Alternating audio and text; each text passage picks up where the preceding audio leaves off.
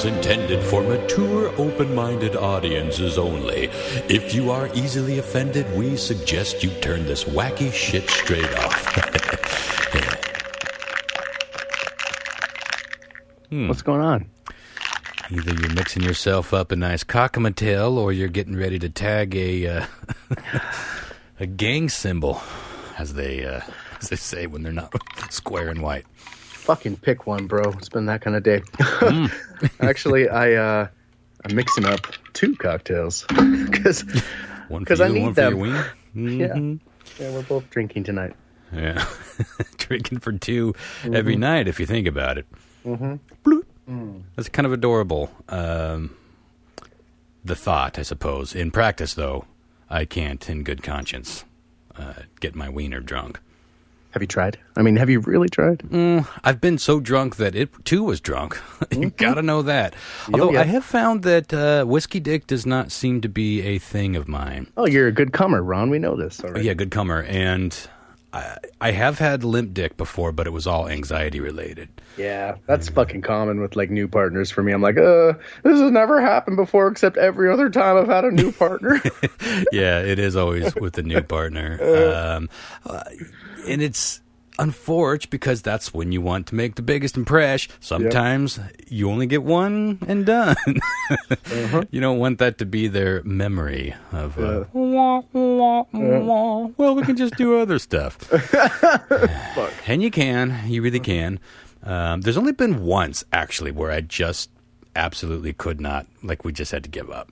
I know. I tried so hard to get you hard, and you just kept saying, oh. You were so sweet, though. We cuddled, and we did other things. Yeah. That was when you were heavier, so I was able to fuck your tits. And fair enough. What else? What else does a gal need? Man. Yeah, on the go. Escalating quickly already. I love it. Cougars on the show tonight. I think it's going to be a fun one. Going to be educational and illuminating to see how much you guys pay attention to history and pop culture.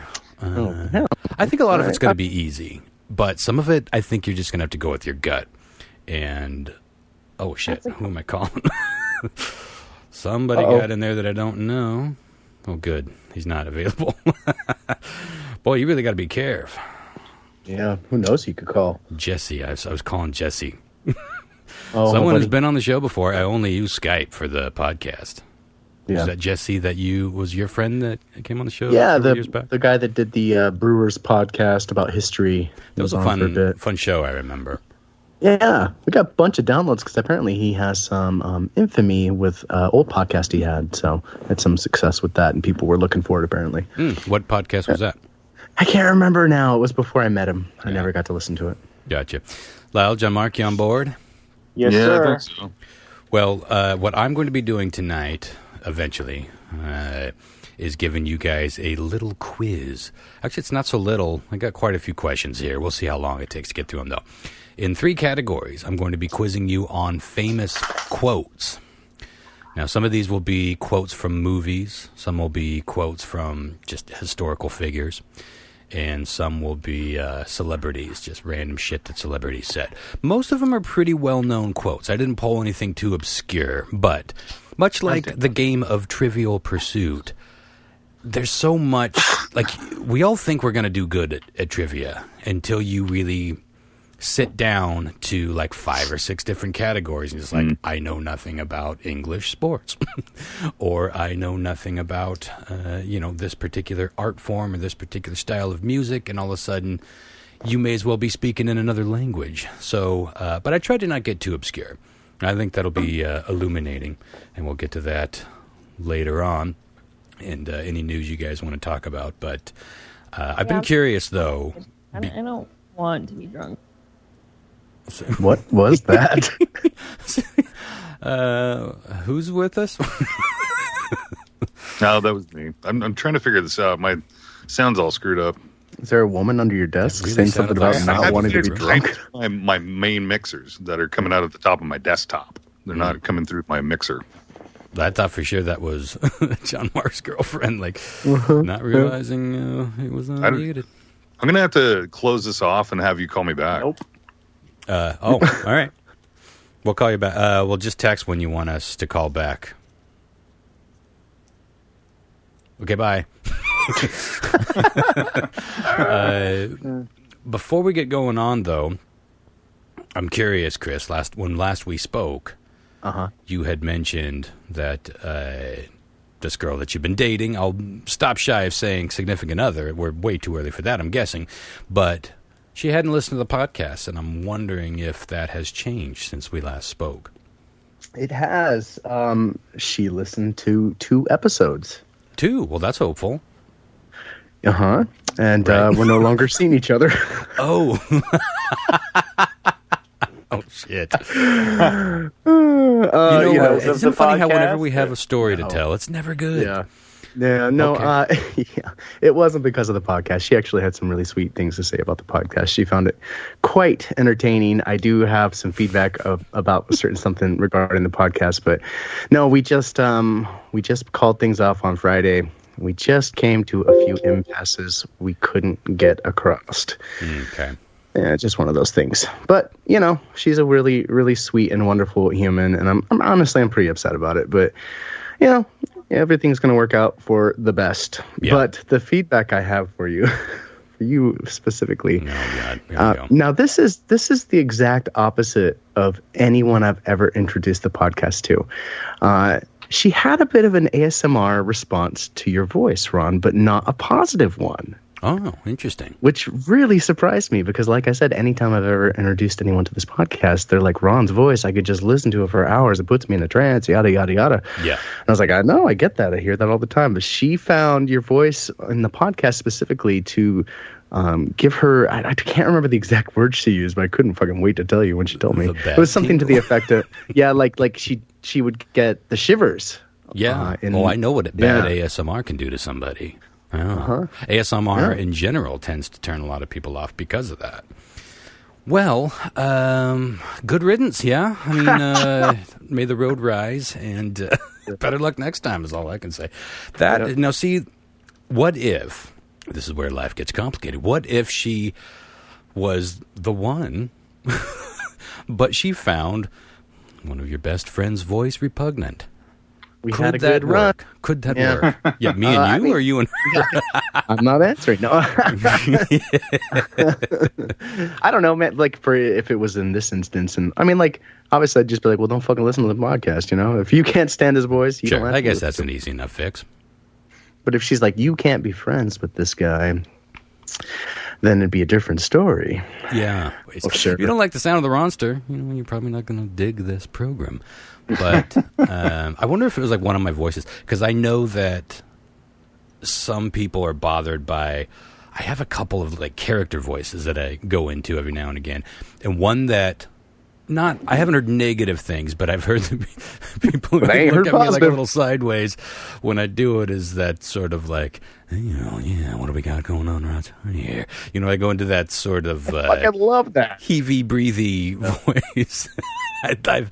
I've heard, again, not necessarily negative responses, but I've heard responses on it. I imagine that to be what your pillow talk voice sounds like, What do we got out here? Boing. Oh, how did that get out? That old thing? Yeah. It's pretty accurate. Yeah. So, it makes me wonder, though. It's something I never thought about. Yeah. Like, I think about from time to time, maybe like when people hear what we're talking about, or our humor, or if I can't listen to that fucking story, it's too dark, and then tuning out, or they just don't like us in general, vibe wise. I don't think I've ever thought about, well, they just don't like the sound of my jib. Maybe the cut of it, but not the sound of it. It's always a bummer when things don't work out. I know you were digging the girl, but. Yeah, I don't know. These relationships, at least in the very beginning, should be pretty fucking easy. I'm a firm believer in that first several months, even. Like just rainbows and unicorns, right? Yeah, I think so. Just coming. If there's issue, just make each other come, make each other laugh, go on dates, whatever. That should be the icing. If Now, not that you can't work your way toward a more meaningful and more special relationship, but you also end up working your way toward shared bills and maybe having kids and blowing off steam about your shitty job to each other, it becomes more utilitarian. Yeah. And a little bit of that frosting goes away. Mm-hmm. So I've always thought that it was kind of a red flag when any like discrepancies, apparently Cynthia just pointed out in an old episode, I said indiscrepancies. Yeah, I can see that. God damn. I wish you just said that all the time. God damn. That should be I can make that. Yeah, that should be your shit. Every time you answer one of my news quiz stories, I want you to start with, God damn, I gotta go with C. Yeah. So, that's a fuckery. I just had everything just shit on me. It was great. That seems to happen hey, with you're you. into what you're into, man. The thing is, I've been streaming lately, right? So I've been doing the live streaming on Twitch. Mm-hmm. Yeah. And so, like, I have a certain audio settings that I have to that, and then I have to change it for this. Speaking of Lyle, do you want to give a quick shout out to your Twitch handle or something so people can find you? Well, it's just people my name. have been asking. A couple of listeners would just like send a message to me or to the Facebook group. I can't remember, or maybe an email. Anyway, people have been asking, like, "Hey, where's Lyle's thing?" And I was like, "I can't really find it," but I would give them your contact information. Yeah, it's Lyle and then capital T. Yeah. You can follow on my Twitter now that I figured how to figure that out. But it's just Lyle Thompson at Twitter. So if you find that, I feel like Twitter. I feel like Twitter might be making a comeback, although I know it was never going away. And I would believe this over just about anything. Or I lost interest in it, and my circle of friends kind of lost interest in it, and so I felt like it was just going away. Once I discovered Twitter, Twitter, yeah. Once you go to Twitter, ain't going back to no Twitter. Well, I just started with Twitter is the worst, man. It's a fucking cesspool. Is it really? I find it I don't ever go on Instagram. Well, it depends on what you follow. Instagram for me is like a bastion of solitude. Really? Because all I hear is like fucking influencers. I look at Instagram and I think influencers, and I hate. I just look at people that I follow. I don't look at anything besides people that I follow, so I don't see that kind of bullshit. You can customize it pretty well. Well, it's on who you follow, who you look for in your genre, and you'll find a niche. You'll find a niche that's satisfying to you. Well, what I have found is that Twitter. I keep following these stories, both in our typical world here on the show, and like I've been following Brexit. Like Brexit news is picking back up. Of course, I mentioned Mexit or Megxit, I suppose, in the last episode. Mexit. I keep saying Mexit. Yeah, there will be a Mexit. I just don't know what it'll mean. But Twitter seems to be where so much of it is not only broke. Like so many of those stories are, broken is broken the right word? It didn't. Neither way sounds right. Where most stories break, let's say that. These days tends to be social media and especially Twitter, but also stories are like built. They're made on Twitter because people can't shut the fuck up. Donald Trump, of course, is kind of like the biggest joke with his Twitter account. But it's so ridiculous that no one even pays attention anymore. But other politicians, other celebrities, they say things and then they delete it. But everyone's on it. They've already got like screenshots. You can also use the Wayback Machine at archive.org to go backwards in time to a website, which is really an interesting exercise. I've done that to my own website, and it doesn't work super well for mine, but there was one instance of what my website, what boronfilms.com looked like in like 2004. I was like, whoa, I can't fucking believe that's just there. It's really strange. And it's kind of connected to the dark web in like completely uncategorized, uncatalogued, and unsearchable parts of the internet, which I'm working on a story for that in a later date. But anyway, you mentioned Twitter, and it's like I'm not posting on Twitter, but I have been logging on and scrolling through. And it's like, well, if I'm going to read all these blogs and listen to all these news roundups that keep pointing to Twitter stories, I should just follow, go to the source and start following these threads as they go. But yeah, I don't know. Do you guys feel like Twitter has a resurgence, or is it just more likely me losing interest and then finding it again? I really felt like no one was talking about Twitter for a while. I think it's just you. It's been there the whole time. It is funny how it's kind of a boomer thing, I suppose. Like most of the, not that younger people can't say stupid, regrettable things on Twitter. They certainly can and do. But it seems like it's the boomers that get themselves into the most trub with the shit that they say. Like they don't really understand how things work. And if it's a comedian or an actor or, somebody that was popular back in the 80s or 90s, trying to navigate in today's climate would be really confusing, because there was shit that you could say back then and we'd all be like, that's fucking funny as shit. And now it's like, even me, who's not one of these social justice warriors, as they call them, at all, and I'm a big proponent of say what you want to say and let the consequences be whatever they are. Even I cringe at a lot of what used to be normal. Even listening back to the old episodes, like sometimes I'll walk in on Sarah listening to the old shows and I'll be like, ooh, those are words I don't use anymore. Yeah. Like I've weaned them out. And it's like, I remember the first time I ever read. You gave me before we started the podcast, you gave me a screenplay you'd been working on. And I was shocked at how frequently you used the word rape. Yeah. Do you know what I'm talking about? Like, but we all used to say things that and that just was a comedy. Don't fucking fly anymore. Yeah. That's why I was like, wow, man. Wow. What's going on in his nugget? Even in our podcast, we would, nature's rapist was Sasquatch's motto. It was nonstop. Yeah. Yeah. Again, like, we were in our 30s. When most of us... Some of us still is, bitch. When we started this podcast. So it wasn't like we were... Ain't so bad now. 12. But Carl might have had a point.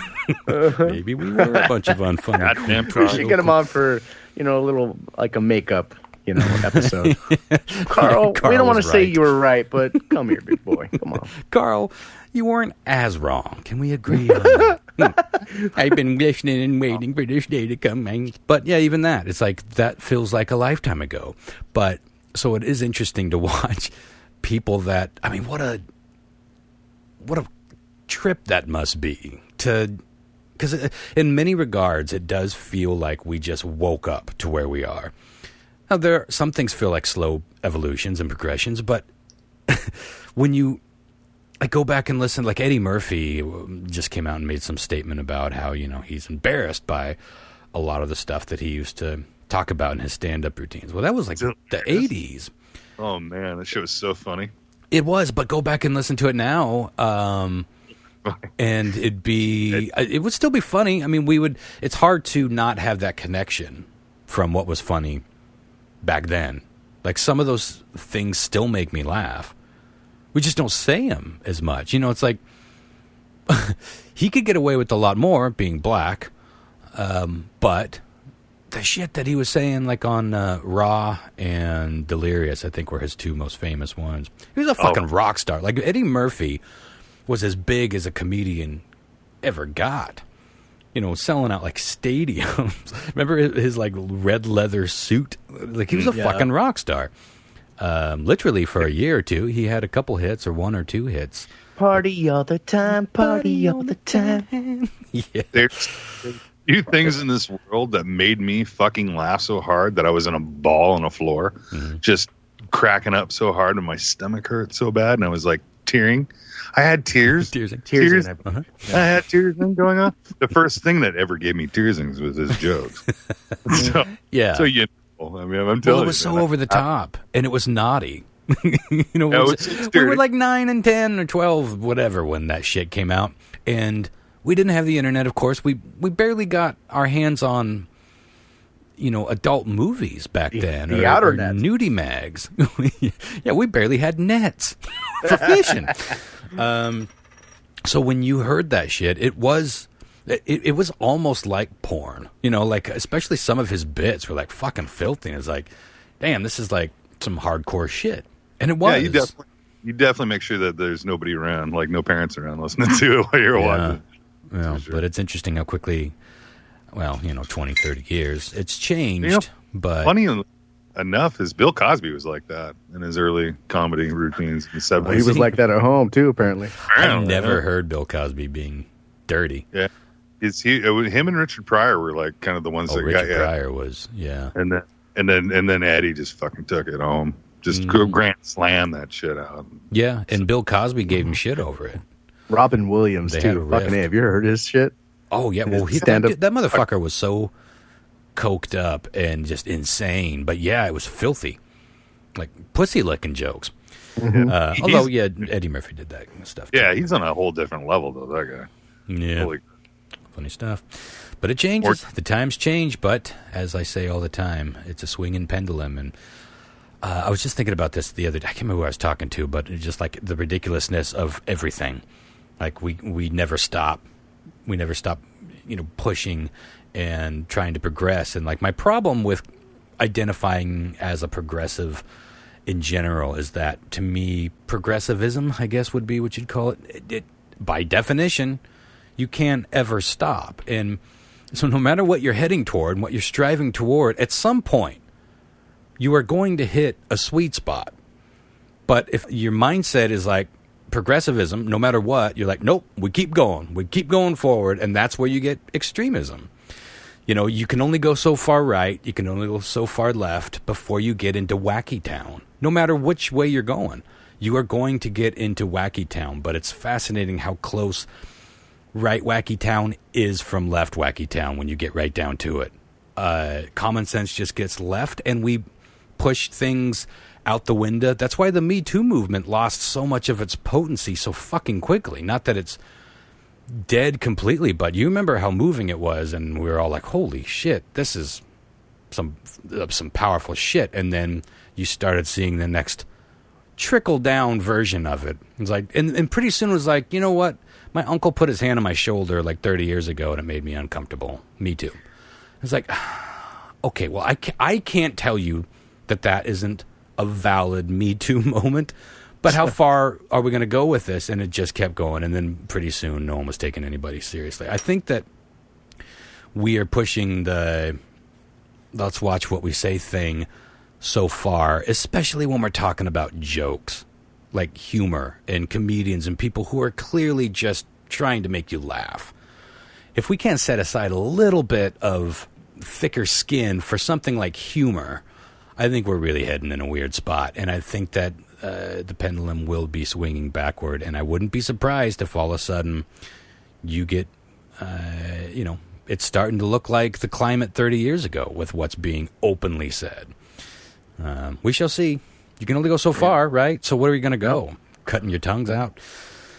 I'm the most progressive. I am so afraid of saying something offensive or wrong or hurtful or harassing that I'm just going to cut my fucking tongue out. How about that? How about that? Wait a minute. I can sign language? I can write something? Chop my hands off. I dare you to be more progressive than a handsless, tongueless, white male. Straight white American male. I defy every woman's dream. Mm-hmm. There's a lot of signing people out there that do signing that are going to be offended by that content. Yep. Yeah, of course.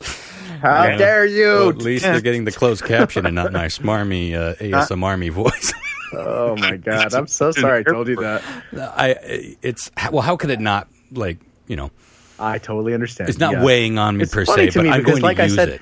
It shocked me as much as it shocked you because, like I said, anytime I've ever introduced anyone to this podcast, their first fucking thing, not like, oh, I really like your news quiz, Chris, or, oh, God, fucking great stories you bring up, Chris. Ron's voice is so entertaining. I just listen to him for hours. Well, I do appreciate that. But the first thing that people say to me when they hear the podcast is that, God, I love news quiz. You're like, what about my voice? Get to the part about my sultry voice. And I'm like, that's what made me tune out, Ron. Damn it. Or, God dang, as I would say. What was it? God dang. There we go. Yes, please don't stop.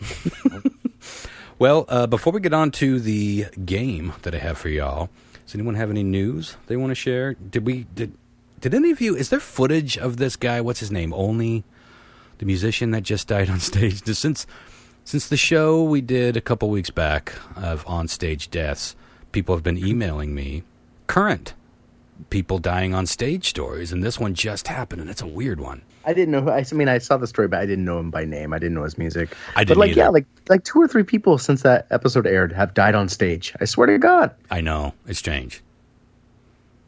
Yeah. But is there footage? Do you know? I hadn't seen it. If there is. For anyone that hasn't seen the story, it's making quite a few rounds by now, so I think it's pretty well seen. But it was a well-known musician in his 70s, I think, and he was playing an acoustic gig somewhere, sitting on a stool, just doing his thing. And at one point, he stopped like mid-song or before the next song, and he was kind of like looking down, and then he looked back up, and he's like, "I'm sorry," and then looked down again, and everyone was just kind of like waiting. The band was like waiting, thinking he was just trying to find the right chord or the lyrics or something wasn't coming to him.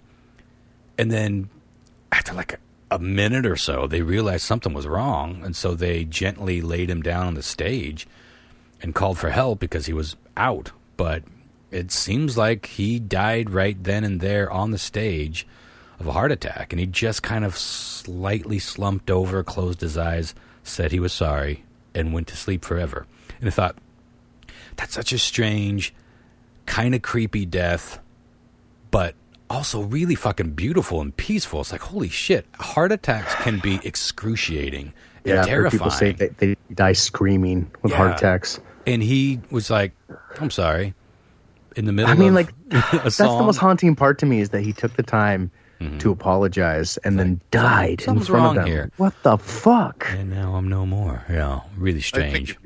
I think if you know it's coming, it's kind of one of those things that you're like, fuck, I wish I could have done this at home, but, I guess it's going to happen here, so I guess I'm sorry. Ron, I hope if you die, you do it on the podcast, and you start with, "I'm sorry," and then Lyle just heads right into it. God damn!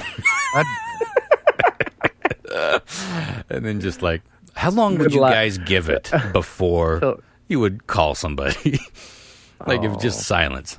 Well, I mean, I guess it would be maybe 5 minutes. Maybe like if that's you not responding to text messages or anything, I'd probably get 5 minutes. Especially if you could hear like back, like you could tell that the connection was still there. Yeah. Like if I disconnected, you'd be like, "Oh, whatever." Windows update. If we just started hearing an animal start licking and then chomping. I know for a fact John Mark would keep playing his video game. Just the occasional clink of a dish. You got that right? Or a dog eating food. Well, these are jawbones. Click, click, click. What's fucked up between like cats and dogs, scientifically, if you were to die, right? Oh, the cat's like, dinner time.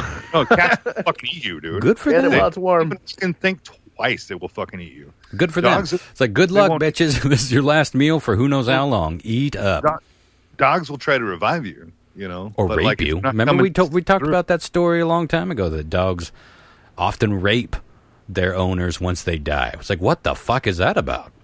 No, I never heard that, but they won't eat you. Did I make that compared to like a cat will just fucking gnaw on your eyeballs like right away. They don't care. If they get hungry, they're just like, it's on. Let's go, fucker. Yeah. I don't know. I don't remember where that story came from, but I remember distinctly thinking, is that all it takes? Is for you to just be incapacitated? Like, I always pictured myself tooling around out in the yard, like working on something, and I hit my head on a low-hanging branch, knock myself out, ass up. The dog just comes around the corner. Bro, it's a beautiful ray. Oh, what do we have right here? Sky rockets in right. Afternoon, row it right. Wrong the sweep, turn right. Is that the only thing keeping my dog from raping me? Is the opportunity? Like, maybe he's tried it in my sleep, and I just like pushed him over because I was like, no, no, God. I mean, I got a headache. Dogs rape you when you die, folks. So think about that, about your placement in the overall scheme of things. We really feel like we're the cock of the walk, as it were. But you might get, little red rocket afternoon delight if you fall face first. So die on stage. Your dog ain't going to rape you. What a weird thing to die with a bunch of people. I wonder if you're even present enough, though, to even worry about it. Like, oh, man, everyone's watching, and I'm dying. Or if you're just like, I feel like dying's a pretty intimate moment. At some point, you are just in your own head. Like, this, whatever's happening is pretty final. Yeah, strange thought. Yeah, absolutely. When I saw that, I couldn't believe it. I was like, holy shit, man. Yeah. Weird. Well, I think that's why it became such a viral story. It was like, it just, There's something poignant, beautiful, and really creepy about it all at the same time. Yeah. Like my voice. Okay, that'll be the last one. All right. Anybody got any news stories before we get on to what I am calling the quest for the Quotemaster? I was digging through a story, and I found that I don't know if we ever talked about on the podcast. We probably did. If we did, we probably touched on it a little bit. But in Soviet Union, back in the day, we could talk about, and it was real strict, obviously, when it came to music, right? Mm-hmm. So they basically just wanted you to listen to what they had set up for you to listen to, through their radio waves. Music, huh? Basically, so everything was kind of boycotted off, and if you shimmied over to us in the United States, we're all rocking, we're rocking to Elvis Presley and all that good stuff, and so they were kind of in a situation like we were in the 1920s with alcohol. They couldn't distribute music, the way they wanted to. They would get caught and arrested and thrown in jail. Yeah. For listening to Elvis or listening to the Beatles or anything like that. So what they came up with a design was they couldn't afford to make copies of vinyl, right? Because it cost too much, especially to bootleg it. Sure. So what they were using, and get this is awesome. They were using X-rays from hospitals to basically etch in their little tiny records to get like 2 songs on, and they would bootleg the shit out of that. Oh, wow. Bootleg, remember the flexi discs that they used to put in magazines?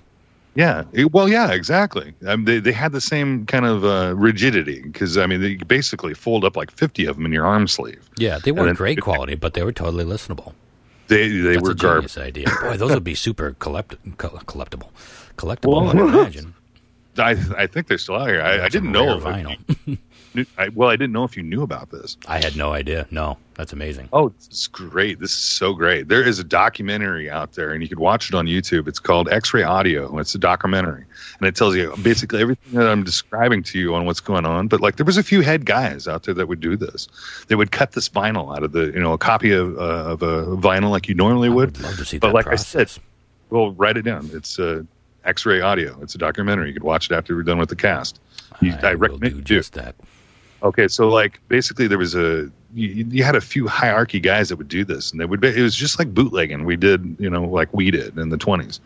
So you would basically copy all these bootleg copies of this music, and people would come up to you and ask, hey man, you got any, music for sale? And they would say, yeah, I got, Elvis Presley, blah blah blah, and they would trade it out with alcohol. Surprisingly enough, it was like they like Russian vodka, currency. Mm-hmm. Good vodka would get you that, and it went on for hey man, I paid for that Sex Pistols bootleg. I got it home, and all I heard was the sound of your uncle's broken ankle. I think that bootleg. New phone, who dis?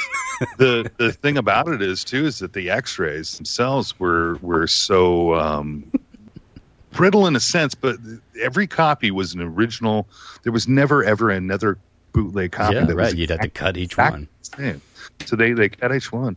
And so what would happen, and they'd come to a point, because they did get caught. They started catching on. The higher ups, government started catching on. They're like, we got to stop to this, because this is starting fucking anarchy, and we can't have these thinking for themselves.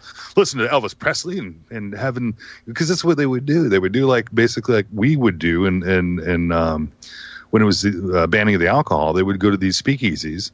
And they'd rock out to Elvis and other iconic members of basically rock and roll, right? And they would party it up, But those parties would get broken into, and they'd get thrown in jail. And so what happened? We're so punk over here with our cassettes and 7 inches. That's some punk rock shit right there, man. You could be thrown in the fucking gulags. Well, if you watch the document, there's one guy that he was arrested 3 times, sure, and put into jail two. Well, I think one was, there are 5-year sentences. I don't have the dates. I don't have the dates that this went on, because all this went away when reel-to-reel came out. Once you could purchase a reel-to-reel, they kind of gave up the goose and said, you know what, if you buy a reel-to-reel, then put it in the 50s or 60s, I'm guessing. It was, I want to say it was the late 60s. It was like 66 or 67. that they came out with the reel-to-reels, and then they just kind of let up on what you could have because it was illegal. Yeah. It was out of the gate. Yeah, once you had tapes. To have any kind of vinyl, with the rock and roll music. Yeah. So I just thought it was really, really fascinating. I could have sworn we talked about it on Tales from the Space It's Pod, possible. I forget the conversations I had last week, and we've been doing this for a decade now, so it's possible that I'm learning about it for the second time. But it feels new, and I definitely haven't seen that documentary, so I will check that out for sure. That's fascinating. They call it getting your records on the bones because basically they're bone X-rays. And so what would happen with these guys is like because it was all about trying to get the all the stuff to make these bootlegs, and they're poor. They're poor as fuck, right? Mm-hmm. So what they would do is give blood to these hospitals, and then or they would talk because what they would have to do these hospitals once a year, they would have to take all their X-rays and burn them. It was a big hassle. It was a big fuckery of shit. But what these guys would do would bribe these people that work in the hospitals. It was their jobs to do it. So hey, man, we'll just give you some vodka, some of this stuff right here, and we'll just take these off your hands. And they were like, fuck yeah, get them out of here because we don't want to burn them. We don't want to risk burning down the hospital. Mm-hmm. These guys would take these by the truckload, distribute them out, and then use them for making music. That's amazing. Some hipster record label, I guarantee it right now, is printing their own X-ray records in honor of this really cool idea. Like, that people are doing that now. That's why I want to look at the documentary. It's like, fuck, I've got a whole pile of X-rays. My family works in the hospital, and they bring me home X-rays and all sorts of weird shit. They have to cut the patient's name out. But I got a whole sheet. I got whole stacks of sheets. It's like if I can cut music into those and sell those at shows, that's something special. I got to look into them shits. Yeah, they cool. Said that probably just a lathe cutter. Yeah, they said the quality wasn't that great, but and like also that every one of them was one of a kind. So I'm going to send you that. Sending you that link right now on Facebook so you can watch. That's fucking fascinating. I'm excited to watch that. Are we all here and ready to see who is at least the first Quotemaster? It's a fun word, Quotemaster. I think it may make a good board game. Present. All right, Ron. How would you prefer us to send send responses to you? You want text? You want Facebook? Yeah, via text. Let's do text. And the first round is going to be all through text.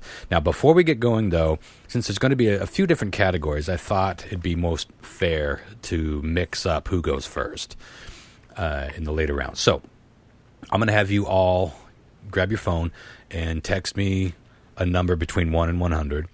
Now, how this is going to work is the closest one gets to choose which category they want to go first in. Now, some of the categories are pretty short, but they could be key if you feel stronger about it. The second closest will go second, and we'll just kind of go from there. We'll alternate it from there. The main thing is I wanted to start with someone different every round. All right, so what we have here is John Mark gave 55, Christopher said 11, and Lyle said 65. So, closest is John Mark. Second closest is Lyle. We're not going to do Price is Right rules. So, John Mark, out of these categories, which one would you like to start with? Again, it doesn't make so much difference in your score, but it will make a big difference in who's following you, because sometimes people are going to piggyback off your answer. You just can't help it. First category will be quotes from movies, dialogue from movies. Second category will be random pop culture quotes. And the third and final category will be historical quotes from, like Fourscore, blah, blah, blah, that kind of thing. But small and, pretty well known. So, John Mark, which one of those would you like to start with? I guess movie quotes. Okay, well, that's easy enough. Then we'll start with you. Lyle, you were next up. Which one of the remaining two would you like to start with?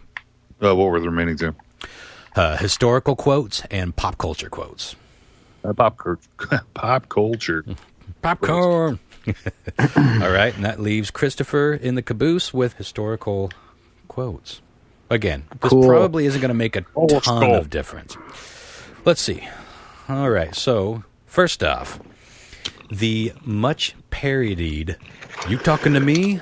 line was famously first spoken on this gritty film classic. You talking to me? Text me your answers, please. Mm-hmm. Texting. Christopher has a very good guess. Oh, fuck. That doesn't sound promising. Doesn't. Wasn't meant to. Mm-hmm. But this is one of those things where I bet a lot of people would choose the movie that you chose. Can I still? Well, no, because I already gave you a clue. Sorry, damn I fucked it up for you. Well, I'll tell you what. Text me. Yeah, I'll still do it because there's a dozen movies that it could be. Yep, you were still wrong. But fuck, you were closer. Wait, one more time.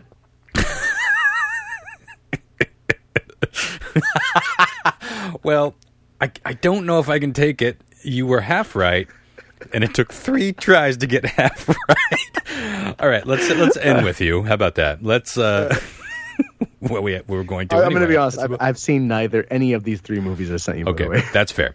Well, John Mark said Taxi Driver, which is absolutely correct. Robert De Niro in a very stellar performance in a very creepy and weird movie, depressing movie, but very memorable. Lyle said Wise Guys. Yeah. Nice guess, but nay. Oh. Now, Christopher first said, wait, let me back up. Scarface, which I think a lot of people might think it came from that movie. Your second guess was Raging Bull, which did have Bobby De Niro in it. And your third and final guess was Taxi. I just don't think I can give you that answer there. That's fucking fair. But I do enjoy the evolution to get to Taxi. Okay, now going way back with the classic. A bit of an easy one here, I think. Which iconic film essentially starts with the word Rosebud? Please text me your answers. What? You know, I just realized there was absolutely no purpose in deciding who goes first with this round. So, can you say the whole question? We'll let John Mark choose out of the 2. We'll start over on that. Which iconic film essentially starts with the word Rosebud? And I'm saying it that way on purpose, not just to... You weird. No, I said I wasn't going to bring it up anymore. Rosebud. Dude, I have no idea. It kind of surprises me, Lyle. I got to guess, and that's what sucks. Stupid freaking. Well, see, this is what I mean, that this is something I would get right away, but that doesn't mean it's obvious. Okay, got Lyle's answer, just waiting for Christopher's. Christopher, you were in the wheelhouse, kinda. You said Casablanca. Not at all. Now, I feel like I actually watched Casablanca one night with Lyle, didn't I? Didn't we watch Casablanca one time? Possible. Maybe we didn't, but... We watched a lot of fucking old movies back in the day. Yeah. Not quite what we're looking for. Lyle said The Shining. No, it wasn't The Shining. John Mark, so far, is 2 for 2 with Citizen Kane, often topping AFI's list of the greatest films of all time. God damn. Top 3. God damn. Top 3 usually is Citizen Kane, Wizard of Oz, and maybe Godfather, Gone with the Wind. Those are all in there. But, yeah, Casablanca is definitely somewhere in the top 5, typically. Great fucking movie. I love me some old classics. Citizen Kane was an amazing movie, though. Another line that we have heard lampooned many, many times, but is memorable, is, I love the smell of napalm in the morning. Oh. Of what? I know that one. Oh, good. Of which film, regarded as a classic, I think, by many people, certainly considered to be an important film. Fucking heavy film. Very, very unpleasant scenes in that movie. Okay. Across the board, we have Apocalypse Now. And just like that, you cut John Mark's lead in half. Nice. All right. Which cult classic contains this little gem? And no, it is not a porn. I'll suck your cock for $1,000. Text me your answer. The line was uttered by a actress that would go on to be fairly well known for a while, but this might have been one of her earlier roles. Well, Lyle is in with A Night at Christopher's. Very, very close. Lyle, I don't have $1,000 right now. Come on. And if we had recorded that night, I would count it. But not technically a film. John Mark, waiting for your answer. Yeah, I'm having a difficult time typing. I've been muting it. How was that? Voice text. What's that, Lyle? Instead of been muting, just use my voice text. It's easier. Voice text.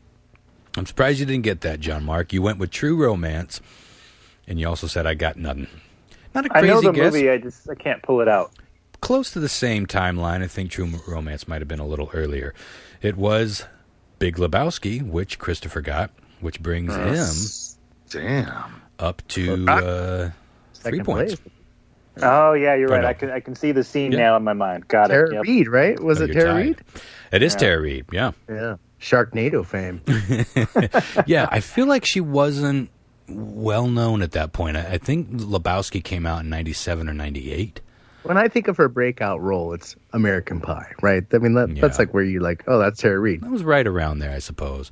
Again, the 90s and the early 2000s have really, really blurred into my brain. I try to gauge by shitty music.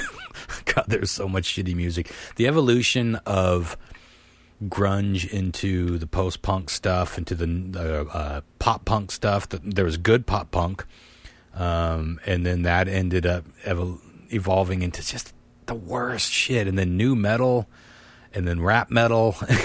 God, that was some of the... I really think some of the worst music of all time happened from like 97 like Limp Bizkit, to 2003. Yep, exactly.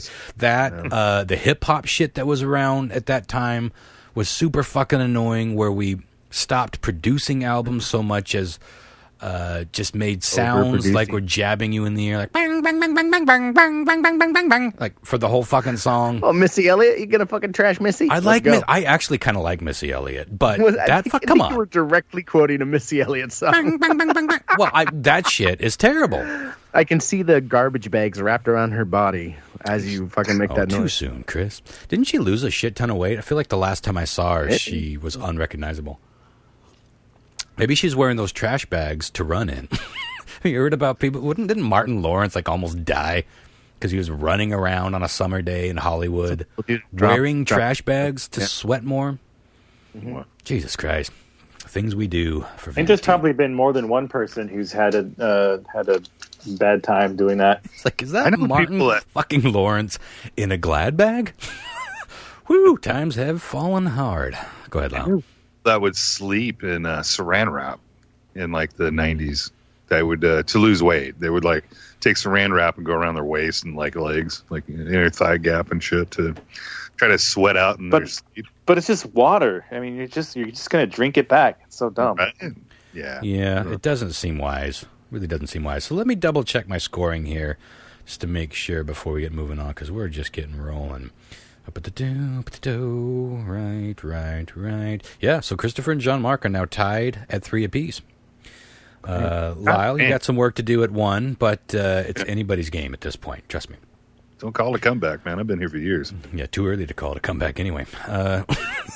So, this one is a little bit different. Now, Jaws has many memorable lines, but none so famous as the bigger boat line. But this is one of those lines that a lot of people get wrong. So, text me A, B, or C here. Which one is correct?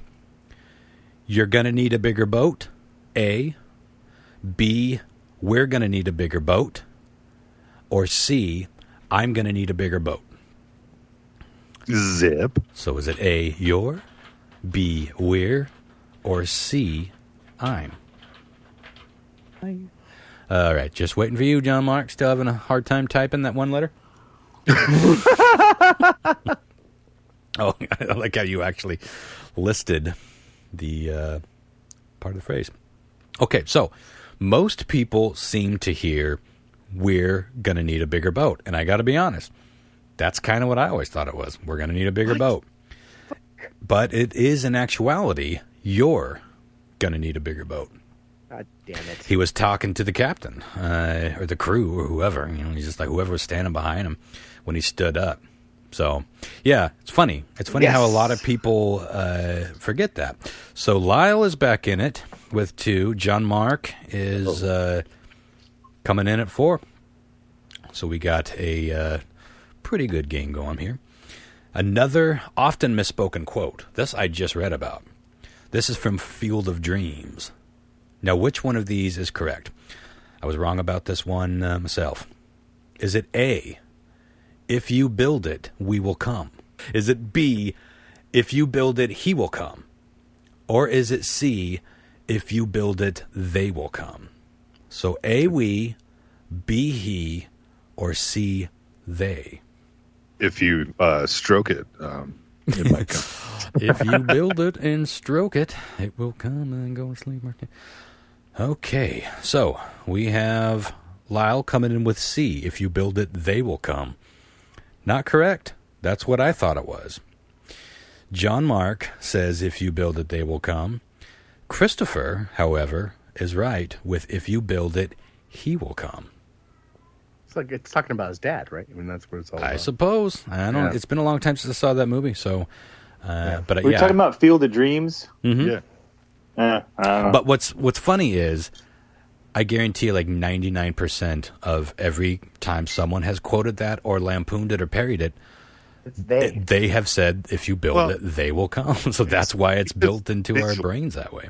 It's burned in your brain because it's a visual. Because when they say it, they have all the ghosts coming through the field. So you go, well, it's them, it's they. It's now what? Christopher has now tied once again with John Mark. So we are on to the pop culture portion. So since I botched that decision-making thing, John Mark, I'm going to let you decide whether you want to go first, second, or last. Now remember, the real sweet spot here is going last because you get to see where everyone else goes.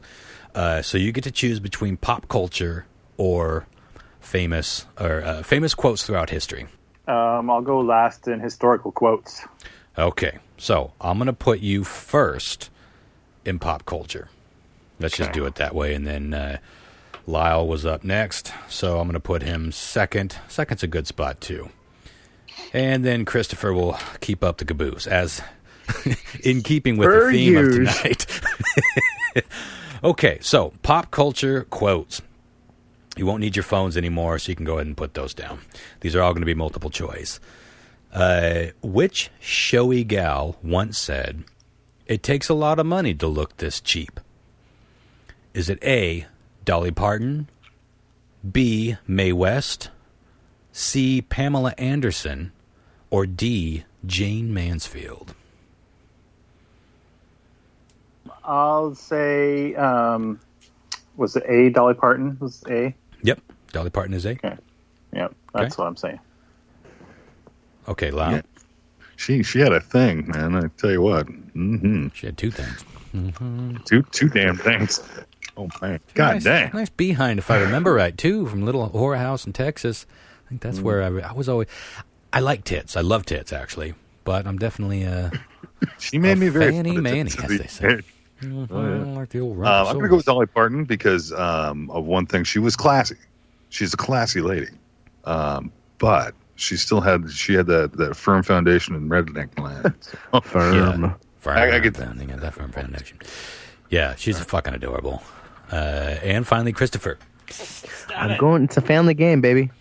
Dolly Parton. Dolly Parton all around. Well, pardon me if I congratulate y'all, because you're all right. Y'all get a point. All right, moving on. I wish I could trade my heart for another liver so that I could drink more and care less. Who delivered this brilliant quote? Was it John Barrymore, Joan Jett, Colonel Sanders, or Tina Fey? How's that for a list? Ow. What's wrong with you? Oh, we don't have enough time, Christopher. Can you give me the people one more time? Yeah. Was it John Barrymore, Joan Jett, Colonel Sanders or Tina Fey? Sorry, A, John Barrymore, B, Joan Jett, C, Colonel Sanders, or T for Tina, or D, Tina Fey. John Mark, what say ye? Can you just say the quote one more time? I wish I could trade my heart for another liver so that I could drink more and care less. Man, that really sounds quote. Like something that Tina Fey would say. So I'm going to go with Tina Fey. She's a clever gal. You know, I'm feeling the opposite. I'm thinking that's kind of a rock star slogan. You know, so I'm going to go with Joan Jett. Joan Jett. All right. And Christopher. I'm going to go with Joan Jett, too. 2 for Joan Jett, and 1 for the correct answer, which was, in fact, Tina Fey. Oh. Yeah, good quote, huh? Yeah. What was that from? Was that from 30 Rock? I don't know what it's from. All of these, I tried to get quotes that they actually said, like in an interview or something like that, but who knows? Could have been something that she wrote. But let's move right on. Here's one that I remember as it happened, because my first wife used to watch crap television. Probably still does. Did you yell that from another dimension? Yes. Jody! Interstellar. You rocking way back in that easy Fucking Jody! Okay, which famous female star uttered these goobery words? Is this chicken or is this fish? I know it's tuna, but it says chicken of the sea. Was it A, Britney Spears, B, Tori Spelling, C, Jessica Simpson, or D, Lindsay Lohan? Is this chicken or is this fish? I know it's tuna, but it says chicken of the sea. Mm-hmm. Britney Spears, Tori Spelling, Jessica Simpson, Lindsay Lohan. John Mark, what do you say? I'm going to go C, Jessica Simpson. Jessica Simpson, okay. I'm not feeling the pop culture of a singer kind of vibe. It seems to me like it'd be a movie character. Mm-hmm. Or TV, which is kind of ringing true with 90210, which would be fucking written by horrible people, which would write a joke like that. So I'm going to go with Tori Spelling. All right, nice, Anna Lyles. And Christopher. Jessica Simps. Jessica Simpson. Well, it looks like John Mark and Christopher used to watch, what was the name of that show? Hollywood. The Newlyweds. Yeah. Oh, yeah. Indeed. It was Jessica Simpson. Yeah, I remember seeing that episode. Thank God I didn't. Thank God I didn't. There you go. Yeah, well, you can't. It's not really losing if you don't know some of these, but I always wonder about some of those moments, especially in reality television, where the ditzy blonde, quote unquote, self-proclaimed, if they're not putting on a little act, because that was the clip heard round the world, and ultimately that's not bad for business. Oddly, so. All right, so where are we at? We got Christopher with 6. John Mark has 8 at this point. What? Yeah. God damn. Yeah, Lyle, Lyle needs to do some work at 3. Go ahead and give us another. God damn. Mm-hmm. There we go. And I will double check. It'll be easy enough to double check some of these, but because I'm writing them down in a pretty clear way. But yeah, I think that's right. Okay, which Oscar-winning known ladies gal uttered these words upon winning her Oscar? Quote, "This Oscar statue is the only naked man that will ever be in my bedroom," unquote. Was it A, Anne Heche, B, Melissa Etheridge, C, Jane Lynch, or D, Ellen Page? This Oscar statue is the only naked man that will ever be in my bedroom. You know somebody's straight up banged themselves with the head of an Oscar, right? Yeah, probably. Probably a lot of somebody's just to fucking do it. Just as like an act of, fuck yeah, that night just happened. I'm shoving this up my ass. I'm going to fuck this thing. Yeah. Funny thought. Fuck, man, I really don't know. These are all good choices, too. Good. Dang. Who was everybody again? Anne Heche, Melissa Etheridge, Jane Lynch, or Ellen Page? Oh, I don't know. Let's go for Ellen Page. Ellen Page. Okay. Lyle? I'm not even sure anymore. I don't even know what's real. Still thinking about shoving Oscars up your butt. I'm thinking Melissa might be the only one, if you know what I'm saying. Nice. Very nice. Oh my God, we can stop now because it ain't getting better than that. All right, wait. So John Mark picked Ellen Page, and Lyle picked Melissa Etheridge. Give me the other two. We have Anne Heche and Jane Lynch. Oh, fuck it. Let's go with Jane Lynch. I love her. She is funny. By the way, have you guys ever seen Hollywood Game Night? I don't know if they're still doing that. I don't have TV anymore. But that was a fun fucking show. Doesn't ring a bell. There's a lot what my game show for the radar station was going to be like, but good stuff. Anyway, moving on. Which music star said... Wait, are we going to get the answer? Oh, God. Yeah, I'll give you the answer. Well, I was the only one to get the fucking answer right. Attaboy. Now, bonus point. Anyone else sing just one line from any other Melissa Etheridge song? Nope. Do it. How are you that famous from like one song? For real? That's weird. I and can't she's think of like one always. She always pops up. Like there are tons of one-hit wonders, and maybe she's got other hits, but that's the only one we all know. Anyway, I was thinking about that. I was like, wow, Melissa Special magic. Etheridge comes up a lot. That brings Lyle up to 4. It's a 4, baby. Not that far behind. You're definitely in the running for second and a few more rounds, so you could catch up. Which music star said, if I were president of the good old U.S. of A., I would turn all of the churches into strip clubs and watch the whole world pray? Was it A, Ted Nugent, B, our beloved Kanye, C, Kid Rock, or D, Miley Cyrus? Wow.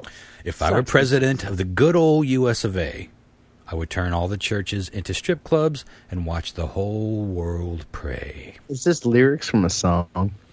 I don't think so. I think it was a quote. Again, I don't know. I didn't do this so terribly long. This was kind of a cop-out show, if I'm being honest. Edit this out.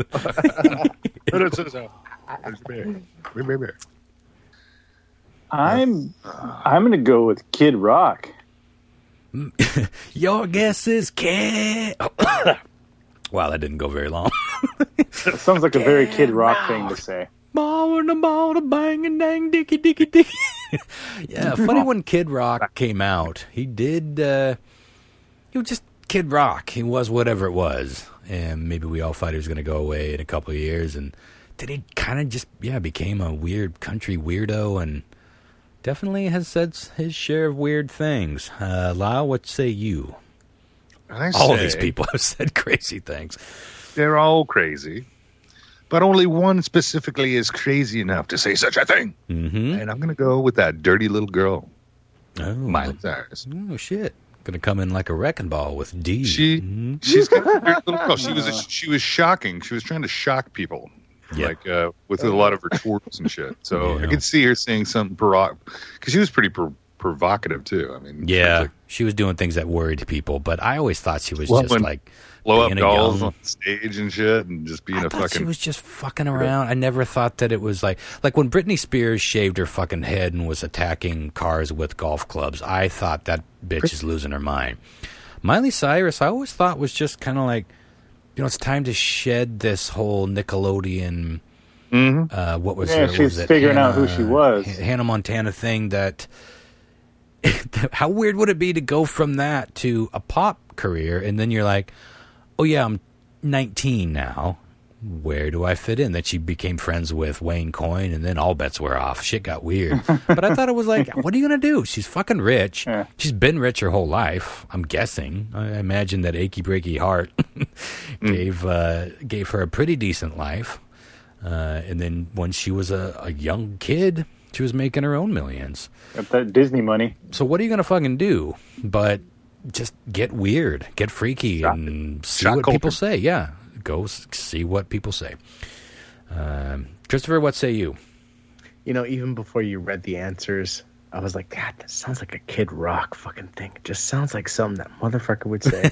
I gotta go with Kid Rock. It's in my gut right now. Kid Rock. I'm really surprised no one went with Ted Nugent. Maybe he's just too far in the rearview mirror in terms of pop culture at this point. He's in boomer class all his own. Yeah, that's true. Yeah, boomers we don't even pay attention to anymore. It was, in fact, Kid Rock. Christopher and John Mark get another point. Yeah. We now got John Mark barking at the heels of 10. He's at 9 right now. Christopher has 7. Lyle at 4. God. One more in pop culture, then we're going to move on. Oh, a few more in pop culture. So, yeah, it's kind of anybody's game. Oh, you know what? I forgot a category. I'll be damned. Let's do this, Chris. Let's do what you suggested. Let's save your news quiz for next week. Sorry, I didn't realize I made this so long. If you're fine with that, I mean, we can do a. Sorry, I didn't know it'd be so big. I didn't know I made it so long. If you're cool with that, yeah, definitely. Okay, because this will take us to about the perfect end. Length? The perfect length. That's what she said. Okay, now I got to leave all that talk in. Okay. So couple more here in pop culture, then we're going to move on to literature. How about them shits? So which reality show dummy said this seemingly sincere quote, "What's Walmart? Do they sell like wall stuff?" This was a quote. Was it Paris Hilton? B, Kim Kardashian? C, Snooki from TV's The Jersey Shore? Or was it D, Omarosa from TV's The Apprentice? John Mark, what say ye? What's Walmart? Do they sell like wall stuff? Or That sounds like something that Paris Hilton would say. Paris Hilton. Uh-huh. It's a name we don't hear very often these days, huh? Oh, dude, I think she has a cooking show on YouTube. I might watch that. You should look it up. I barely saw part of like one episode with the sound off, but it looked like everything you want, you know? Yeah. Like that's what I'm thinking. I want it to be what I want. Like a side of blonde and a little side of fucking herpes or something. Lyle, what say you? Oh, we've been rocking these '90s quotes. I feel it coming back with a little bit of Limp Bizkit and say, "I want to do it all for the Snooki." The Snooki. Oh my! I did it all for the Snooki. There's so much here to unpack. Boy, if Weird Al hasn't done "I did it all for the Snooki" or the Sookie. Me. That's a gold mine right there. I did it all. The Sookie works a little bit better because Bill made way too many sacrifices for that creep. No, that hick. Damn, Christopher, what say you? Was it Paris Hilton, Kim Kardashian, Snooki Wookie, or Omarosa from TV's The Apprentice? it's got to be Paris Hilton. Paris Hilton. Well, you and John Mark are correct. Sorry, Lyle. You got a chance. That's but, okay. I'm not falling behind here, but with popcorn. Again, like I said, if you don't get a Paris Hilton related question right, we're all winners. Don't feel bad. You're doing just fine. Mostly you. You are the most winnery of all of us. Yeah. That's you. Now, which actress was quoted as saying, "Why do people say grow some balls? Balls are weak and sensitive. If you really want to get tough, grow a vagina. Those things take a pounding." Good quote. Hey-oh. Was it A, Roseanne Barr, B, Betty White, C, Mary Tyler Moore, or D, Sally Field? Can you go through them one more time? Roseanne Barr, Betty White, Mary Tyler Moore, and Sally Field. Girl vagina. Man. Those take a pounding. Dang. I remember when this quote. Yeah, it's a pretty well-known quote, but a lot of people don't know where it came from. I don't remember. I want to say Betty White. Betty White. Okay. Can we all say God bless Betty White? We can. But now I'm afraid that something might happen to her because she's been brought up on the show. I gotta be honest. Been I saw weird a picture lately. of Betty White. I saw a picture of Betty White in the news like 3 days ago. Unrecognizable. Like she aged in the last 5 years badly. Ooh. Like that whole Bob. Have you seen Bob Barker recently? She's almost Holy 100. Man. No, yeah. She's 98. She's You're allowed. not wrong, but She's allowed. you know, there's a like The a price is step they wrong. take. Yeah. You know what I'm Price talking was about? right. Where you're like, who is Yeah. this? I don't. Yeah. What? Yeah, well, it's bound to happen. Like, we can't... It is funny. Like, Bill Cosby was that way forever, I thought, until, like, 10 years ago. And then I saw him, I was like, ooh, them eyes ain't going anywhere near the right direction. And then, it's just like it seems to happen all of a sudden. But Terrible. sometimes it doesn't. Sometimes people, drop dead. So, the thing Sorry. is, it seems like it's a pretty risque quote, and I'm really torn with Roseanne because she had a filthy mouth on her. She did. And her comedy was like that. So, and I'm probably wrong, but Mary Tyler Moore was fucking hot. Yeah, she was lovely. I love that show. She was a big figure and kind of an interesting figure in feminism because the show, it had feministic, I just couldn't imagine her but saying anything like that. just the whole thing. I loved that. One of my first bands used to play the theme song, and I did toss my hat up at the end of it. You're gonna make it after all. Da, da, da, da, da. Goodbye, beanie. Could I have my beanie back? Lyle, so you're going with Roseanne. Christopher, what say ye? 100% Betty White. 100% Betty White. Look at this cocky motherfucker. God damn. All right. Well, we got ourselves a pretty tight game between Christopher and John Mark, who both got Betty White right. Well, what can you say? I mean, if she does go soon, good Lord. She's looking at 2 years. 2 years from living a century. Fucking incredible. Can you imagine what she has seen? She's seen the invention 1,000 dicks of pretty much. I hope she has. I hope Betty has got so much white. let me ask you, Ron, Sure. of any motherfucker that I've ever known, if you weren't in a relationship with the wonderful Sarah Sims and Betty White cruised in Wenatchee, cruised into, like, let's say this was 6 months ago in an alternate universe, cruised into the radar station, had a few of the Ronsters cocktails and just looked in the eyes and said, What a Ronster's cock and baby, I'm ready. Would you fuck Betty White? I would call Sarah Sims right now and say, listen, I know we don't exactly have any kind of arrangement, but here's what's definitely about to happen. We can talk about our feelings later, but tonight I'm fucking me some 96-year-old, right? We said 2 years ago. Not like see-through Betty White, which she sounds like maybe she is now. Yeah. But here's the thing about, I don't know. I'd like to, I talk big, but at some point, Be too nervous for that. those first one, or with polyester Betty trousers are coming down, boy, and I'm going to have to deal with whatever 96 pussy looks like. Listen, I'm an open-minded motherfucker, and I would like to think that that I'm going to be golden with that girl, but I just can't. I can't swear it. I can't swear it. You just said I'm going to be golden with that girl. Well, who in their right mind would miss an opportunity to fuck Betty White?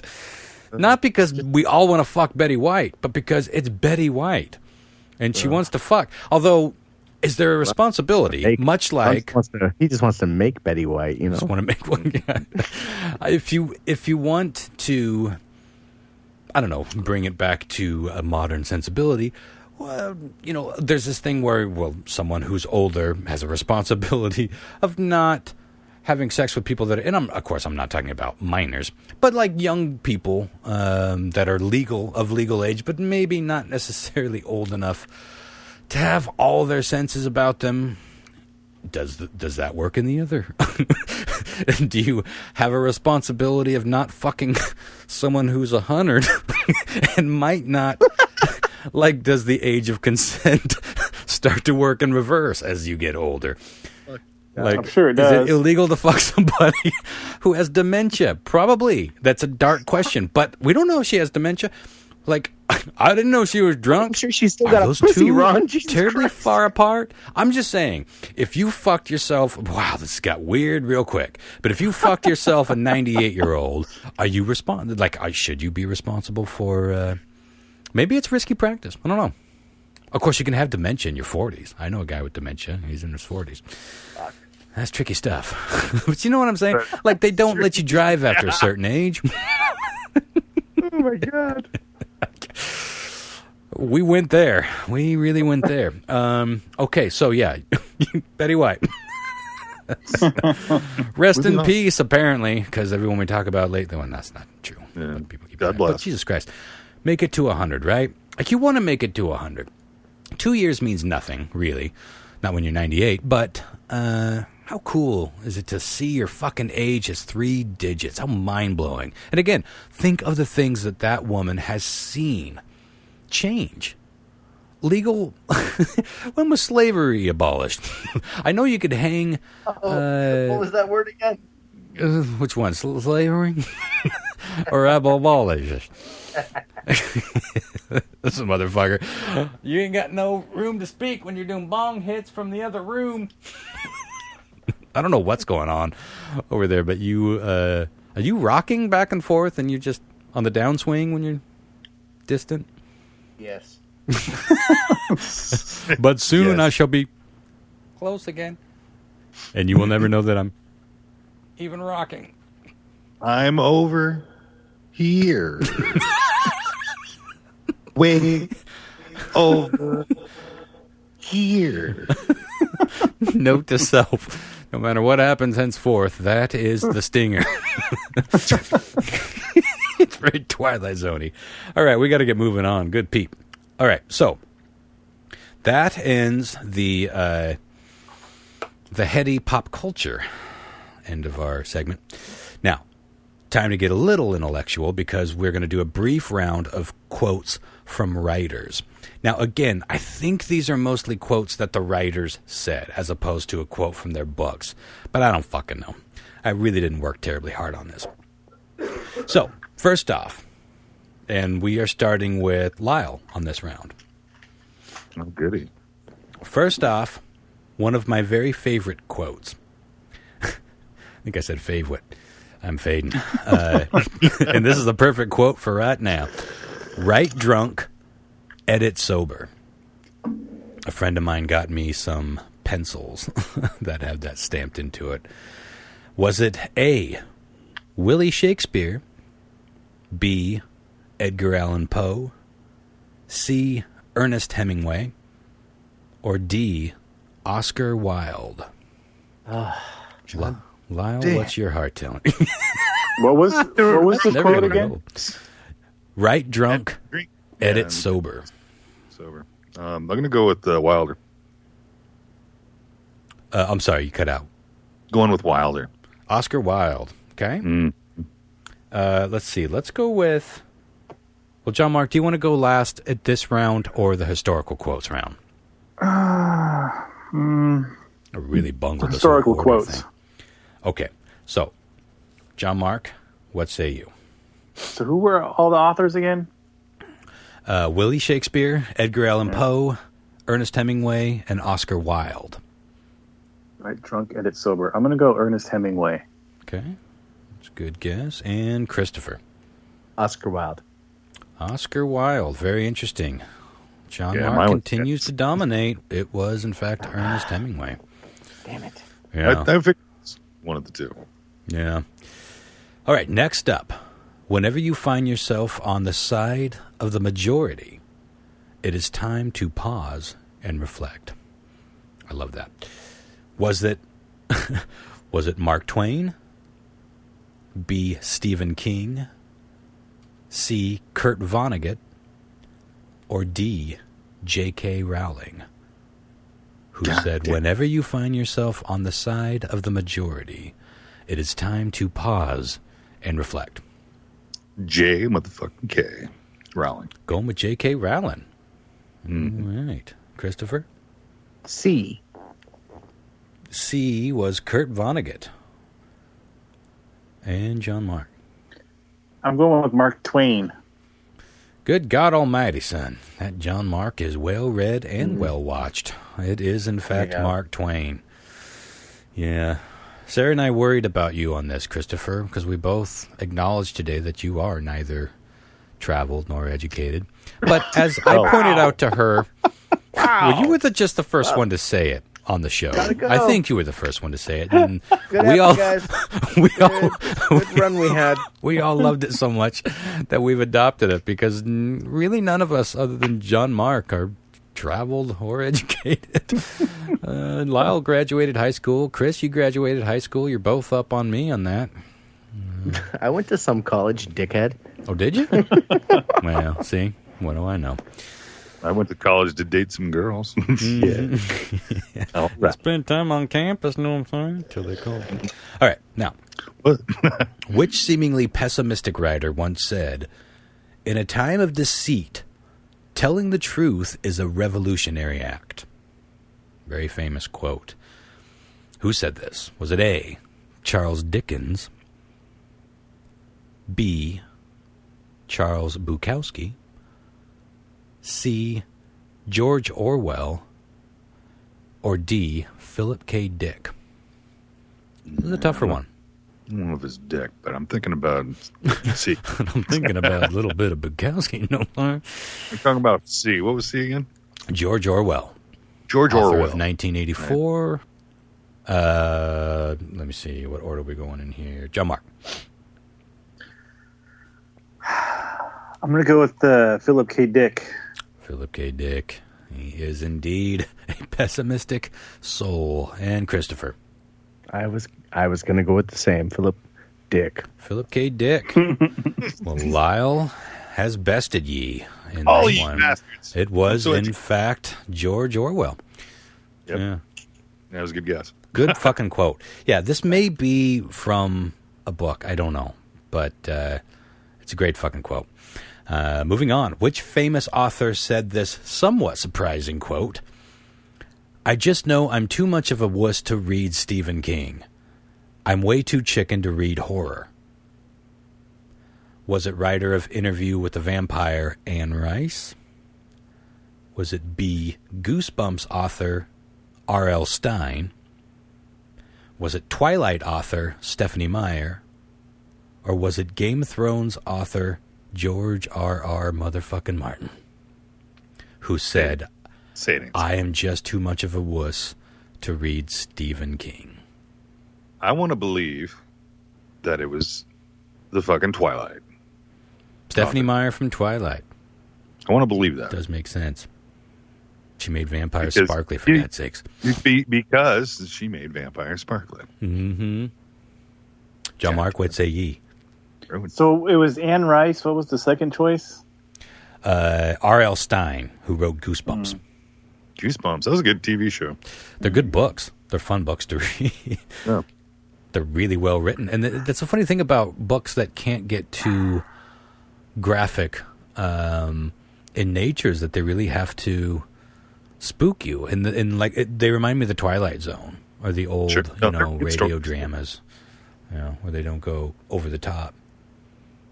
But get you there. Man, yeah, they're spooky. I don't know. I'm going to go Stephanie Meyer as well. Okay. And Christopher. Stephanie Meyer, 100%. Stephanie Meyer. Well, if I thought anyone was going to get this right, it would be Christopher, because he is a well-read Twilight enthusiast, if I'm not mistaken. Read all the books, right? In fact, I remember having a conversation. You're cunty tonight. I remember having a conversation with you, and you. I read all of them. And you said that the filmmaker, maybe it was the author, was your musical soulmate. Oh, I forgot about that. Do you remember saying that? She did. My ex was way into Twilight, and when we first got together, she was like, listen, I'm super excited about these movies coming out. If you read the books, I'll play video games with you. And I was like, that's a fucking fair trade. So I read these fucking vampire books. They're all right.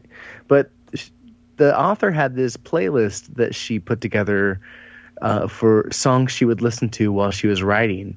And my ex had it on. I was like, I love this band. And the next song comes back, like, I fucking love this band. And I was like, this bitch. So yeah. Yes. Well, Leah loved those books, and I liked going to watch those movies with her because, they're dumb, but they were entertaining enough. I knew what I was getting into.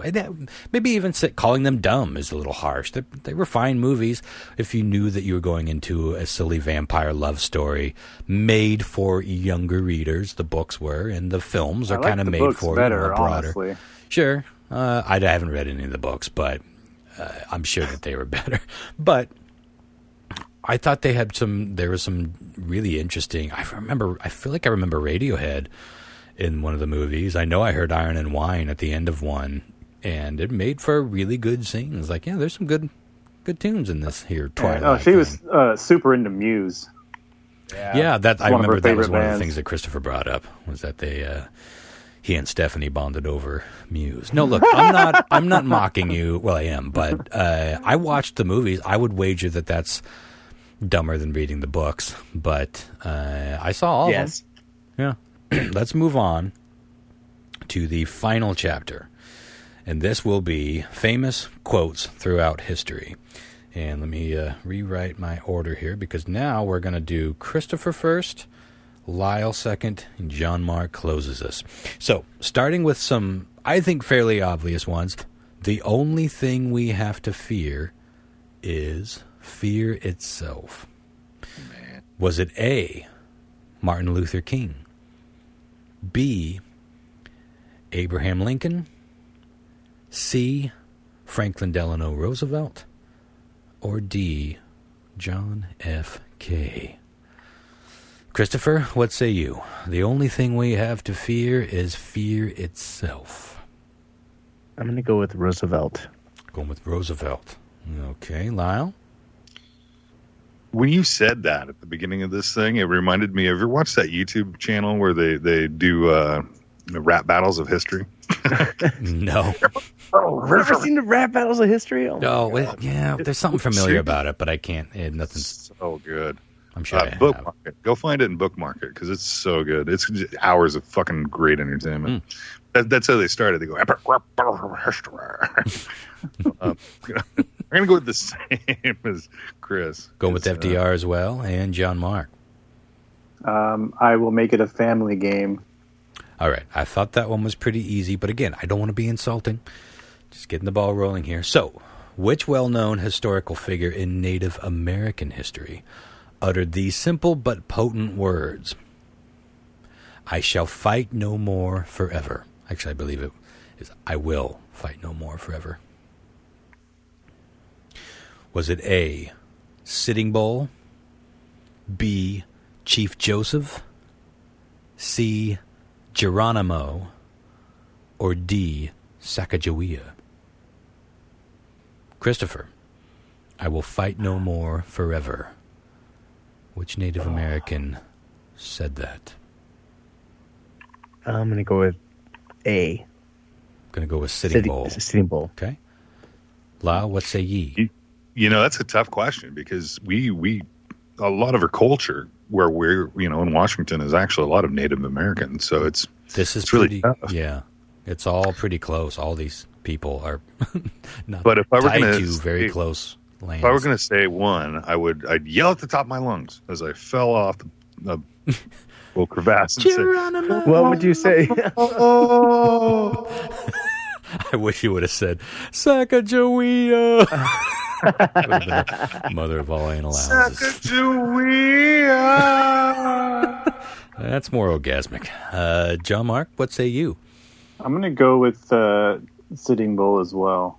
Very interesting. It was, in fact, Chief Joseph, and I believe this was our first whiff of the game. Yeah, Chief Joseph was actually there's a dam here that's named after Chief Joseph. Yeah, all of these, Geronimo maybe not so much, but all these other names are a big part of our part of the country, especially Chief Joseph. Sacagawea, of course, helped Lewis and Clark on their journey toward the Pacific Ocean. So no points on that one. Moving on, which one of our nation's earliest figures dropped this little nugget of timeless wisdom? It takes many good deeds to build up a good reputation, and only one bad deed to lose it. Was it A, Benjamin Franklin, B, George Washington, C, Paul Revere, or D, Thomas Jefferson? Ugh. It takes many good deeds to build up a good reputation, and only one bad deed to lose it. 2 right. Very, very, very wise. Mm-hmm. Christopher, what say ye? I'm torn between Franklin and Jefferson. I'm going to go with A. Benjamin Franklin. All Really? right. Lyle? I feel Benny. I feel Benny. Feeling a little Benny yourself? And John Mark. I'm going to buck the trend and go with Thomas Jefferson. Oh, shit. Very interesting. Well, it was the wrong time to buck because it was indeed Benjamin Franklin. Mm-hmm. You're still doing fine, John Mark. You got 15. Lyle is at the caboose with 8 in there, though. And Christopher is right behind you, John Mark, at 12. This is a game, Routshire. So, moving on. We only got a couple more. Which controversial figure said this? History repeats itself, first as tragedy, second as farce. Was it A, Karl Marx, B, Che Guevara, C, Osho, the leader of the Oregon-based cult featured in Wild Wild West, or D, Richard Nixon? Ugh. Can you give him to me one more time? Indeed. Was it Karl Marx, Che Guevara, Osho, or Richard Nixon? Oh, you want the quote one more time? No. I'm going to go with Karl Marx. Karl Marx. Okay. Lyle? Yeah, I'm gonna go with Nixon. It seems like a presidential kind of thing. Mm-hmm. Interesting. And John Mark? I was also thinking Marx. Also thinking Marx. Well, you and Christopher are quite right. Well, I tell you what, I don't see Christopher catching up. Yeah. We got one more, though. So I'll tell you what. John Mark is the winner of the game. Just to make this last question count, who gets the prize of getting this question right? In keeping with the theme of this being a somewhat half-assed show, effort-wise. It's been a fun one, though. I've had fun. It's been interesting to see what you guys know, where you're guessing, and well, even where you're guessing, like where your hunch goes or how this is unfolded. I don't think I would have done as good as you guys on this one. I really don't, especially if I was answering first. Not at all. Okay, finally, this one is just for bragging rights, maybe a little redemption, as they might say in New Zealand. Who said this biblical statement? Never mind, I just fucked it up. Tune in next week. We'll be talking Three of about the answers weren't from the Bible. And the answer is Jesus. All right, this was the question. It was a good question, though. I'm curious how you would have answered it. It's impossible to know now, but wow. I'd put biblical next to the fucking question because I meant that to be a cue. And now one biblical. Jesus. All right. So the quote is, I have told you these things so that in me you may have peace. In this world you will have trouble. I was actually proud of this question because all these people have said very similar things. And the answers were Hitler, Gandhi, Jesus Christ, and Charles Manson. Jesus. Do you think you guys would have all gotten Jesus? I think so. I don't know. Like, wouldn't you partially have thought that it was a trick question? It's a shame you fucked the pooch, man. Truly. I'm so glad that it was a bonus question, as it were. Anyway, congrats, John Mark, who came out on top with 16. A respectable second, Christopher, at 18. And Lyle, you did pretty damn good. You got 8. I feel like somewhere in the past we did...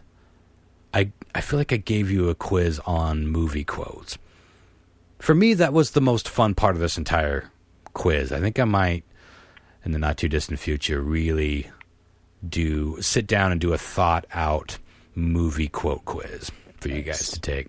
I think more people probably know, movie quotes than anything else, really. But all of these quotes that I pulled out, well, except for a couple of the pop culture ones, I think all of them, they're pretty famous quotes. Yeah, that's what I mean. The problem is you don't really know where they came from. You know, when you just regurgitate something, like the definition of insanity is doing the same thing. You know, these are all sayings. Like quotes often become sayings. And you have no idea where they came from. They just become memes to some degree. So, yeah, all of that is lots of time. Movies, on the other hand, that's a little bit more compartmentalized and I think easier to get a grasp on and more fun. So that'll be for down the road. Anywho, we mentioned a week or two ago, I can't remember when we last recorded, about getting Thorny on here to talk about maybe Megxit, but definitely he pitched something that I think is brilliant sounding. Bizarre Britain. Like, holy shit, that could be a monthly segment as far as I'm concerned. But at least every now and again, he'll pop on and give us a roundup of some weird shit going on over on that side of the pond. And I think that'll be lovely. So look forward to that soon. We got to coordinate schedules because it's basically, I don't know what time it is. It's the middle of the night or like 2 or 3 in the morning or some crazy shit over in London when, where the fuck he is. Whatever country he's living in. But that'll be happening fairly soon. Looking forward to that. If you do enjoy the show, I just want to reiterate, I'm unemployed. And if you want to support the show, patreon.com. Wow. And here's how pathetic it is. Patreon.com/Tales from the Space Pod. I haven't taken the time to change the fucking name. It probably takes 30 seconds to change the name and address of that Patreon page. Tales from the Space Pod at patreon.com/ Oh boy, the wine, she's kicking in. I'm going to go watch me some Lost. Me and Sarah have been enjoying the hell out of Lost. Now, when I first played her the pilot, she was kind of like rolling her eyes like, oh, this is fucking dumb. I don't remember what the problem was. The cadence or... She thought they were acting bad. There is this thing I've noticed, and this is going back to the cheesiest time, I think, of our lifetime.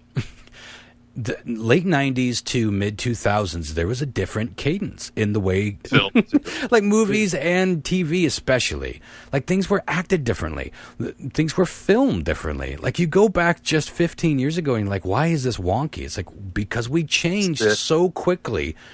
How we shoot movies and how we act, and there's a laugh track? There are still shows with laugh tracks, but I feel jarred when I check out a new show and there's laugh tracks. Like, I feel jarred by it. Like, what the fuck? There's weird laugh tracks? I didn't think they did that anymore, because I'm so used to, like, things like The Office and Community or... I don't know, fucking any comedy now. They all seem to be no laugh tracks, and it seems so old-timey to hear laugh tracks, but it's a similar thing. Anyway, she's changed her mind. She's totally balls deep, and even the sillier things she's able to get into because she appreciates that it's just this mystery and it's this ride that you go on. I mean, it's one of those shows. But we just got through season 4, which I think is often thought of as the best season. Very polarizing couple of seasons coming up, including a extremely polarizing season or series finale. Now, we talked about this, Christopher. This was one of your quizzes that you brought us, like the most disappointing or the lowest, the worst TV series finale. I feel like Lost was in the top 5, right? I think it was top 10. But I thought it was fine. I didn't think it was mind-blowing, but I thought it was fine. But it was funny because Corey Calhoun, who does the crossword puzzle for the Comet magazine, Sarah and I just sat down and filled it out, and it was like a TV show that was rated the worst series finale of all time. 4 letters. Like, shit, we know that. But I don't think it's bad. I don't think it's that fucking bad. It's like, where are you going to go? I think what people were really disappointed with, and I warned Sarah about this, so hopefully she would avoid some of that disappointment, is they expect all the mysteries to be wrapped up. Because we do that in so many shows and movies. Like, we Scooby-Doo it. I fucking hate Scooby-Doo endings. I hate them. It's like, and here's why that guy looked in the window, and here's what that note meant. We don't need that. It's art. It's a mystery. It's life. It's a novel. You know, everything shouldn't be wrapped up with a tiny little bow. But we got used to that for a while, and Lost was just like, I'll admit, there are times where it seems like the writers are just like, I don't know what the fuck to do, so let's just have the time shifts going crazy, and that's what's happening in season 5. I like it, though. I like that 5 minutes goes by, and all of a sudden there's a flash of light, and they're 50 years into the past. I think that's a cool concept, and they have to deal with it. But, anywho, sorry, tangent. Anything you guys want to say before we get on out of here and get prepping for that 9/11 episode? Okay. No. Well, John Mark has spoken. Let us move on. Good night, y'all. And follow on Twitch, Lyle T at twitch.com. Absolutely. Yeah. What do you, are you streaming regularly? How do people do this? How do you know? You get alerts? Trying to find me around the evening time. Same. Zip. You can find me. You can find Christopher on Pornhub accidentally live streaming. Evening time, morning time, whatever, you know. Quick nooner. Nooner part tuner. Yeah. Oh, God, I had a Pornhub related story I was going to share, but I didn't write it down. I can't think of it off the top of my head. All right. Well, next week. You'll think of it. Tune in next week, y'all. And if you want to go on a date with Christopher F. Hart, email us. Well, you don't. We're not. Well, you don't have to go on it, Chris. But you can at least entertain, right? Yeah, sure. Yeah, send some titties. If it's something you've always dreamed of. Yeah. Send some anything titties. for this podcast. Anything for this podcast. I'll do it. Yes, good. That's the right answer. That's how I live my fucking life. Actually, I'm remembering now that girl I had to block on Facebook that got a little too stocky. I remember that too. Ugh. Big tits. See, Yep. you were dazzled by them titties. Who isn't? True dat. Everyone loves tits. I just put out a little zine. Haven't really put them out. I just did a couple of like small copies. But this tiny little magazine called Tacos and Tits. It's nothing but me photoshopping tacos into porn. Instead of holding a cock, it's tacos. Instead of sucking cock, they're having a taco. Oh my God. Even when it doesn't make sense, they're holding a taco. It's like, this is going to be the most popular thing I've ever done because everybody loves tacos and everybody loves tits. It's like, it's the most brilliant thing I'll ever do in my entire life. And I sell each copy for $3. You should make it into a calendar. For at least a calendar. You're right. Make it a calendar. Tacos It'll fly out. Put it down for at least one. Is that what you said, Chris? Will do. Yeah. I mean, I don't want to waste your resources. I mean, that's a third of my stock. I mean, I guess I could go in the back room and see if there's more. You hear shit printing, staples going. Found a couple. That's exactly how I'm living my life right now. All right, tune in next week, y'all. 9/11. Have a week, as Kevin Smith used to say. Night, guys. Night, guys. Can we part this out with a little bit of Dolly Parton, but not enough to get us censored? Let's try it. Celebrating some boobies? Oh, you mean from me? I guess. Whatever. No. What part of half-assed episode haven't you understood, Lau? I'm taking us out with a never-ending loop of your little Geronimo? Yeah, Geronimo. Or no, what was it? There was something else. Was it Geronimo? No, it was something before that. I'm over here.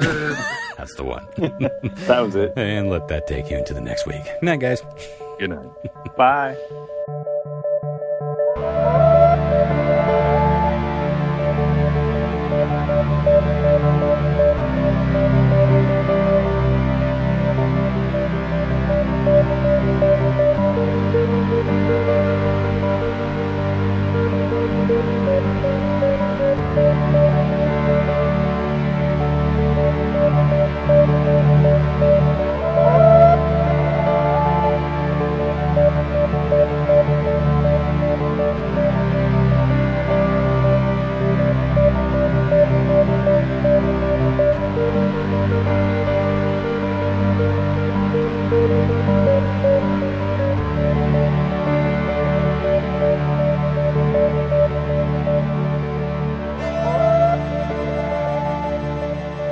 I'm over here.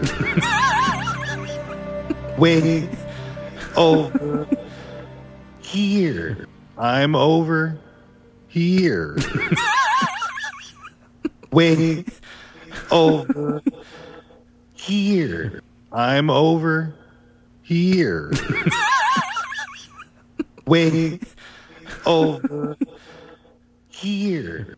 I'm over here. Way over here. I'm over here. Way over